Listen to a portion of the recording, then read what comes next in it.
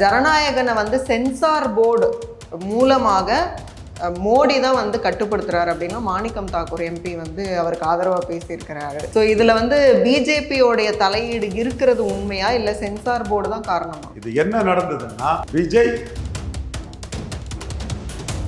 விஜய் பற்றிய நயனா நயந்திரன் கருத்து அடிபட்டு போயிட்டா, விஜய் பற்றிய டாக்டர் தமிழிசை விளம்பரத்துக்காக பேசக்கூடிய கருத்துக்கள் அடிபட்டு போயிட்டா, விஜய் பற்றி ஆரம்பத்தில் அண்ணாமலை பேசிய கருத்து அடிபட்டு போயிட்டா, அதை நீங்க ஒத்துக்கிட்டீங்கல்ல. அதே மாதிரி விஜய் பற்றி சில நபர்கள் ஊடகத்தில் பாஜக கூடங்கிற மாதிரி என் தம்பி ரங்கராஜ் பாண்டே உட்பட அந்த மாதிரி டைப்பில் பலரும் பேசின கருத்துக்கள் அடிபட்டு போச்சா? மனசாட்சியோட திராவிட கழக சகோதரர்கள் உண்மையை நிலைமையை ஒத்துக்கணும். நான் உண்மையை ஒத்துக்கிட தயாராக இருக்கிறேன். விஜய் வந்துருவாரு, ஜனநாயகம் வரணும்னு அவங்க பண்ணாங்க. அண்ணாமலை கூட ஆரம்பத்தில் அது புரியலையே, விஜய்னு சொல்லிட்டு இருந்தாப்புல. நம்ம தெளிவாக இது மோடிக்கு எதிரான சக்திங்கிறத மோடி லாயலிஸ்டாக்கு நம்ம கருத்தை நாம முன் வச்சோம். இப்போ விஜய் வந்து பிஜேபியோட பி டீம்னு சொல்ல முடியாது தானே? நான் என்னைக்கு சொன்னேன் தமிழ்? இல்ல நிறைய பேர் யாரையும் சொல்ல முடியாது. எல்லாரும் அவங்க நன்மைக்கும் அவங்க லாபத்துக்கு தான் பண்றாங்க. பி டீம்ங்கிறது கிறிஸ்டின் முஸ்லீம் விஜய் சப்போர்ட் பண்ணிடக்கூடாதுங்கிறதுக்காக, விஜய்னாலும் சரி சீமானாலும் சரி அந்த ஓட்டு போயிடக்கூடாதுங்கிறதுக்காக எல்லாரும் சொல்றேன்னு தானே நான் தொடர்ந்து சொல்லிட்டு இருக்கிறேன். அரசியலில் பலத்தை நிரூபிக்கிறதுக்கு முன்னாடியே காங்கிரஸுக்கு ஆப்ஷனை உருவாக்கிட்டார். காங்கிரஸுக்கு பார்கெனிங்க உருவாக்கிட்டாரு. இப்படியே போனா ஸ்டாலின் வந்து நாளைக்கு 20 எம்பி ஸ்டாலின் ராகுல கொடுப்பாரு.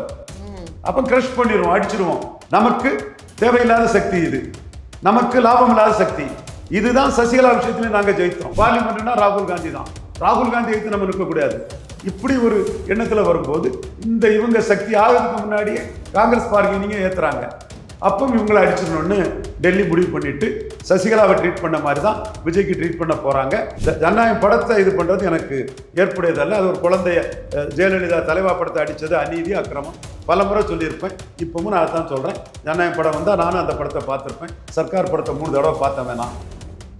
இன்க்ளூசிவ் நியூஸ் தமிழ் நேயர்களுக்கு வணக்கம். இன்றைக்கு நேர்காணலில் நம்ம கூட இணைஞ்சிருக்காங்க அரசியல் விமர்சகர் திரு ரவீந்திரன் துரைசாமி அவர்கள். நிறைய கேள்விகள் கேட்க போறோம், வாங்க பேசலாம். வணக்கம் சார். வணக்கம் தமிழ். நல்லா இருக்கியா? நல்லா இருக்கேன் சார், நீங்க எப்படி இருக்கீங்க? இனிய புத்தாண்டு வாழ்த்துக்கள் உங்களுக்கு. வாழ்த்துக்கள்மா. புத்தாண்டு. ஜனநாயகன் படம் ரிலீஸ்ல வந்து அது வந்து நாளைக்கு ஓடாது அப்படின்னலாம் சொல்றாங்க. ஜனநாயகனை வந்து சென்சார் போர்டு மூலமாக மோடி தான் வந்து கட்டுப்படுத்துறாரு அப்படின்னா மாணிக்கம் தாக்கூர் எம்பி வந்து அவருக்கு ஆதரவாக பேசியிருக்கிறாரு. ஸோ இதில் வந்து பிஜேபியோடைய தலையீடு இருக்கிறது உண்மையா இல்லை சென்சார் போர்டு தான் காரணமா? நயனா நாயந்திரன் கருத்து அடிபட்டு போச்சா? திராவிட தாய், இன்னைக்கு ஒரு திராவிட இயக்க உணர்வாளர் தப்பு இல்லை, ஒரு நெறியாளருக்கு ஒரு உணர்வு இருக்க தப்பு இல்லை. பட் பொதுவாக எல்லா கருத்துக்கும் அந்த நெறியாளர் அனுமதிக்கணும். எனக்கு தெரியும், தமிழ் மேலே எனக்கு ஒரு வெல்விஷரும் கூட உங்களுக்கு, இது உங்களுக்கே தெரிஞ்ச விஷயம்தான். பட் நீங்கள் நடுநிலையோட சொல்லணும். விஜய் பற்றிய நயனா நயந்திரன் கருத்து அடிபட்டு போயிட்டா, விஜய் பற்றிய டாக்டர் தமிழிசை விளம்பரத்துக்காக பேசக்கூடிய கருத்துக்கள் அடிபட்டு போயிட்டா, விஜய் பற்றி ஆரம்பத்தில் அண்ணாமலை பேசிய கருத்து அடிபட்டு போயிட்டு இல்லை, அதை நீங்கள் ஒத்துக்கிட்டீங்கல்ல. அதே மாதிரி விஜய் பற்றி சில நபர்கள் ஊடகத்தில் பாஜக கூடங்கிற மாதிரி என் தம்பி ரங்கராஜ் பாண்டே உட்பட அந்த மாதிரி டைப்பில் பலரும் பேசின கருத்துக்கள் அடிபட்டு போச்சா? மனசாட்சியோட திராவிட கழக சகோதரர்கள் உண்மையை நிலைமையை ஒத்துக்கணும். நான் உண்மையை ஒத்துக்கிட தயாராக இருக்கிறேன். இது என்ன நடந்ததுன்னா, விஜய் காங்கிரஸுக்கு பார்கெனிங்க கொடுத்துட்டார். இப்போ பல நிரூபிக்காத விஜயை பிரேமலதாவோ ஜான் பாண்டியனோ ஏற்றுக்கல. ஆனால் மாணிக் தாகூர், தென் பிரவீன் சக்கரவர்த்தி எல்லாம் பெரிய அளவில் ஏற்றுக்கிட்டு காங்கிரஸ் விஜய் கூட்டணி. ஸோ இப்படி ஒரு அரசியலை விஜய் பண்ணக்கூடிய விஜய மையமாக வச்சு நடக்கும் சூழ்நிலையில் விஜய் அவர்கள் வந்து சிஏஏ எதிர்த்தார். மக்களவைத் தேர்தலில் நானே விஜய் அவர்களை நிற்க சொன்னேன். 39 போட்டு பலத்தை நிரூபிங்கன்னு.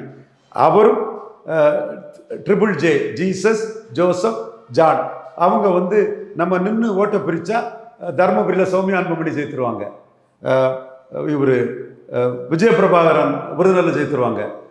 நேரடியாகவும் மறைமுகமாகவும் மோடிக்கு எம்பிக்கள் எண்ணிக்கை கூடிரும். மோடி ஆட்சிக்கு வர்றதுக்குள்ள வாய்ப்பு அதிகரிச்சிடும். மோடி வரக்கூடாது, ராகுல் தான் வரணும். அப்போ நம்ம பார்லிமெண்ட்ல நிற்காம நம்ம அபிமானிகள் ஓட்டெல்லாம் அந்த மோடி அணிக்கு எதிராக, மோடியை தோக்கடிக்கூடிய அணிக்கு அப்படியே சிஏ எதிர்ப்புன்னு அள்ளி குவிச்சிடுவோம். இந்த முடிவு எடுத்தாங்க. ஆனால் இது தப்பு, இது நியாயம் இல்லை. நெகட்டிவ் பொலிட்டிக்ஸ் பண்ணாதீங்க. உங்கள் பலத்தை பார்லிமெண்ட்டில் நிறுவீங்க. டாக்டர் ஐயா பார்லிமெண்ட்டில் வன்னியரில் 40% வன்னியர் ஓட்டை எடுத்து நம்பர் 1 நாட்டு வன்னியரில் நின்னார். பார்லிமெண்ட்டெல்லாம் மேட்டர் இல்லை, நின்றுங்க. இப்போ அந்த காலகட்டம்லாம் போயிட்டுன்னு சொன்னேன். அவங்க நிற்கல. சிஏ எதிர்ப்புன்னோட நிறுத்திட்டாங்க. சிஏ எதிர்ப்புன்னா என்ன அர்த்தம்? மோடி எதிர்ப்புன்னு அர்த்தம். அடுத்து இதெல்லாம் தமிழிசைக்கு மண்டையில் உரைக்கல, நயனாருக்கு புரியல. அவங்க எம்எல்ஏ ஆகிறதுக்காக ராகுல் இவர் வந்துருவார், விஜய் வந்துருவார், ஜனநாயகம் வரணும்னு அவங்க இது பண்ணாங்க. அண்ணாமலை கூட ஆரம்பத்தில் அது புரியலையே, விஜய்னு சொல்லிட்டு இருந்தாப்புல. நம்ம தெளிவாக இது மோடிக்கு எதிரான சக்திங்கிறத மோடி லாயலிஸ்டாட்டு நம்ம கருத்தை நாம் முன் வச்சோம். அடுத்து வக்ஃப் போர்டு, அதுக்கு எதிராக வழக்கு போட்டார். தப்பு இல்லை, அவர் முஸ்லீம் சகோதரர்களோட நம்பிக்கை பெறதுக்காக பண்ணுறாரு. சிஏ இது முஸ்லீம் சகோதரர்களோட நம்பிக்கை பெறதுக்காக பண்ணுறாரு. இதெல்லாம் அவரோட அரசியல் நகர்வு. அப்ப விஜயை வந்து பிஜேபியோட பி டைம்னு சொல்ல முடியாது தானே? நான் என்னைக்கு சொன்னேன் தமிழ்? இல்ல, நிறைய பேர் யாரையும் சொல்ல முடியாது. எல்லாரும் அவங்க நன்மைக்கும் அவங்க லாபத்துக்கும் தான் அரசியல் பண்றாங்க. பி டீம்ங்கிறது கிறிஸ்டின் முஸ்லீம் விஜய் சப்போர்ட் பண்ணிடக்கூடாதுங்கிறதுக்காக, விஜய்னாலும் சரி சீமானாலும் சரி அந்த ஓட்டு போயிடக்கூடாதுங்கிறதுக்காக எல்லாரும் சொல்றேன்னு தானே நான் தொடர்ந்து சொல்லிட்டு இருக்கிறேன். விஜய்க்கே தெரியுமா ப்ரோ, உங்களை நான் அப்படி சொல்லலை, இவ்வளோ நேர்மையானவன் நியாயமானவன்னு அவர்கிட்ட கேமரா முன்னாடி பேசியிருக்கானே, என்னைக்கு நான் சொன்னது கிடையாது.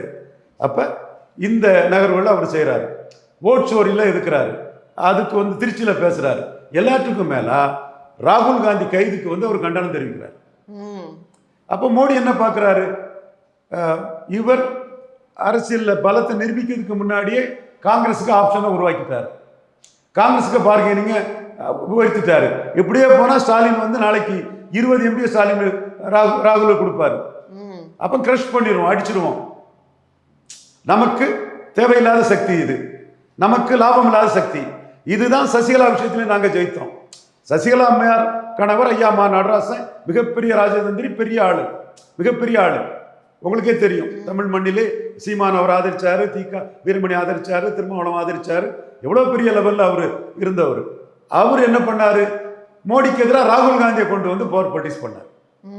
அப்போ தான் நாங்கள் எங்கள் டீம் போய் is anti Hindu, anti national, anti BJP, anti பிராமின்ங்கிறதுன்னு சொன்னோம். எங்களுக்கு அந்த இடத்துல பிராமின் சப்போர்ட்டை நாங்கள் எடுத்துக்கிட்டோம். அந்த இடத்துல நாங்கள் பிராமின் சப்போர்ட்டை எடுத்துட்டோம். எப்படி காமராஜருக்கு எதிராக இந்திரா காந்திங்கிற பிராமணர் சப்போர்ட்டை ஐயா நடராஜன் எடுத்தாரோ, முள்ளிவாய்க்கால் முற்றத்தில் 2 பிரைம் மினிஸ்டர் கமாண்ட் பண்ண ஒரு தமிழன் கம்பீரமாக உயர்ந்த ஒரு தமிழனை வந்து இருட்டடிப்பு செய்தாரோ, அதே மாதிரி ஒரு இந்திரா காந்தியை, அவங்க அன்னை இந்திரா காந்தி, அவங்களுக்கு எல்லா கலர்களுக்கும் இல்லை, வாண்டையாருக்கு, இவர் தென்கொண்டாருக்கெல்லாம் அப்படி கிடையாது, இவங்களுக்கு. ஸோ அந்த கட்டத்துக்குள்ளே நாங்கள் என்ன சொன்னோம்? ராகுல் காந்தியை வச்சு நம்மக்கிட்ட பவர் பொலிட்டிக்ஸ் பண்ணுறாரு. இவங்க இந்திரா காந்தி குடும்பம் தான் பார்லிமெண்ட்னா ஜெயிக்குங்கிற ஒரு எண்ணத்தில் உள்ளவங்க. உடனே நாங்கள் சுரேஷ் பிரபு, அருண் ஜேட்லி, ஜவடேக்கர் எல்லாத்தையும் போய் என்ன சொன்னோம்? If Natarajan wife is allowed to become the chief minister of Tamil Nadu, Congress will have both DMK option and ADMK option. BJP will be literally left in large in seats. BJP தெருவில் தான் இருக்கணும், காங்கிரஸுக்கு திமுக ஆப்ஷன் இருக்கணும், அண்ணா திமுக ஆப்ஷன் இருக்கும். ஆண்டி காமராஜ் மைண்ட் செட் கொண்டவர் Natarajan. Pro Indira Gandhi அன்னைன்னு 71 கும்பிடக்கூடிய மைண்ட் செட் கொண்டு வந்தவங்க. இங்கே பார்லிமெண்ட்னா ராகுல் குடும்பம் தான் ஜெயிக்கும்னு எண்ணம் கொண்டு வந்தவங்க. நம்ம தெருவில் தான் இருக்கணுங்கிறத சொன்னோம். அப்போ ராகுல் காந்தி குடும்பத்தை பலப்படுத்தக்கூடிய ஒரு சக்தி, அடிச்சு நொறுக்கிடுவோன்னு நொறுக்கிட்டாங்க. இப்பவும் விஜய் வந்து ராகுல் காந்தியை பலப்படுத்தக்கூடிய ஒரு சக்தியாக வர, நீங்கள் நேர்மறை சக்தியாக வந்திருக்கணும், நேர்மறை சக்தியாக வந்திருக்கணும். பார்லிமெண்ட்னா ராகுல் காந்தி தான், ராகுல் காந்தி வைத்து நம்ம நிற்கக்கூடாது. இப்படி ஒரு எண்ணத்தில் வரும்போது இந்த இவங்க சக்தி ஆகிறதுக்கு முன்னாடியே காங்கிரஸ் பார்கெனிங்க ஏற்றுறாங்க. அப்போ இவங்களை அடிச்சிடணும்னு டெல்லி முடிவு பண்ணிட்டு சசிகலாவை ட்ரீட் பண்ண மாதிரி தான் விஜய்க்கு ட்ரீட் பண்ண போகிறாங்க.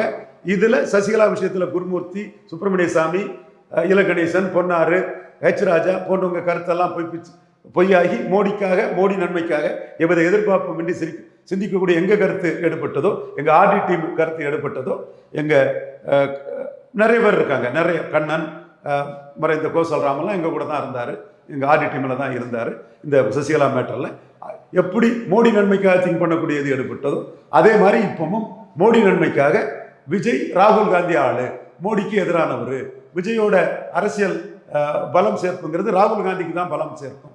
29 மோடிக்கு அது எதிரான ஒரு சூழ்நிலை எங்கள் தமிழ்நாட்டில் உருவாக்கும். அதனால இப்போவே கிரஷ் பண்ணிடுவேன். பூர்வமாக சொல்கிறேன், ஜனநாயக படத்துக்கு நான் எதிராக இருந்ததில்லை, ஜனநாயக படத்துக்கு நான் எதிராக இருந்ததில்லை. 2 படம் ஓடிட்டுன்னு தான் நான் சொன்னேன்.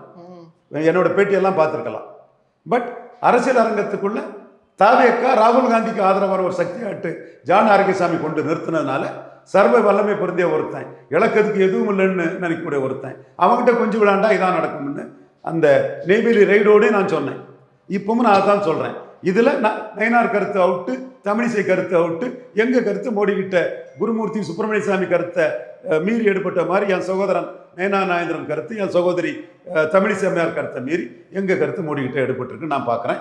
அதே வேளையில் ஜனநாயகம் படத்தை இது பண்ணுறது எனக்கு ஏற்புடையதல்ல. அது ஒரு குழந்தைய ஜெயலலிதா தலைவா படத்தை அடித்தது அநீதி, அக்கிரமம் பல முறை சொல்லியிருப்பேன். இப்பவும் நான் அதான் சொல்கிறேன். ஜனநாயகம் படம் வந்தால் நானும் அந்த படத்தை பார்த்துருப்பேன். சர்க்கார் படத்தை 3 தடவை பார்த்தேன். வேணாம், ரொம்ப ஸ்டைலிஷாக விஜய் பெர்ஃபார்ம் பண்ணியிருப்பாரு. விஜய் ஃபேன் இல்லை, நான் சிவாஜி ரசிகன். மற்றபடி நல்லா நடிக்கிற எல்லாரையும் பிடிக்கும். நான் சிவாஜி ரசிகன், எங்கள் அண்ணன் சிவாஜிக்கு ரசிகன். சிவகார்த்தியனை பிடிக்கும். ஏன்னா சிவகார்த்தியனை பிடிக்கும்னா அவங்க அப்பா தாஸ் ஐயா வந்து நாட்டுக்காக தியாகம் பண்ணவர். இப்போ அப்போ காங்கிரஸோட வந்து விஜயும் காங்கிரஸும் இணைவாங்கன்னு நம்ம வந்து தமிழ்நாட்டில் இப்போ இந்த 2026 எலெக்ஷனில் எதிர்பார்க்க முடியாது. ராகுல் காந்தி நினைச்சா இணையலாம். மோடி அதை எதிர்பார்க்கிறாரு. அதை பற்றி அவருக்கு ஒன்றும் கவலை இல்லை. பட் ராகுல் காந்தி இந்திய அலையன்ஸை மோடி காலி பண்ண நினைக்கிறாருங்கிற அச்சம் வரும்போது ஸ்டாலின்ட்ட சரண்டர் ஆயிடுவார். மிக்க நன்றி உங்களுடைய நேரத்துக்கும் கருத்துக்களுக்கும். மீண்டும் இன்னொரு சந்தர்ப்பத்தில் பேசலாம். நன்றி தமிழ், நன்றி.